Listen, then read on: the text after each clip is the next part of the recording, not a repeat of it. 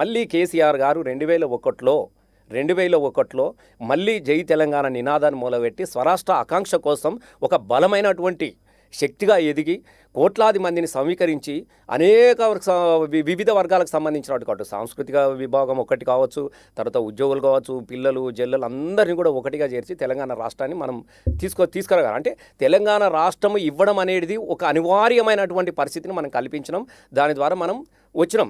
తెలంగాణ ఉద్యమం జరుగుతున్నప్పుడు కూడా అనేక రకాలుగా అంటే తెలంగాణ ఉద్యమం మీద కూడా అవహేళన చేసినటువంటి సందర్భాలు కూడా మనకు ఉన్నాయి. ఇప్పుడు అవహేళన అనేది ఆంధ్రులో కొత్త కాదు. మీరు ఆ రోజు కూడా ఇది వచ్చేటిదా పోయేటిదా ఎంతమందిని చూడలేదు, ఇది పదవుల కోసం మాత్రమే పెదవులు తెరుస్తూ ఉన్నారు, ఇది మళ్ళీ పదవులు రాగానే పెదవులు మూస్తారు అన్నటువంటి అదేని చూసినాము. ఒక రాజశేఖర రెడ్డి, ఒక చంద్రబాబు, దానికి ముందు అనేక మందిని కూడా మనం చూసినాం అవహేళన పడ్డది. కానీ తెలంగాణ స్వరాష్ట్ర ఆకాంక్ష అనేది ఒక బలంగా మనము ఎదురుదాడి చేయగలిగినాం.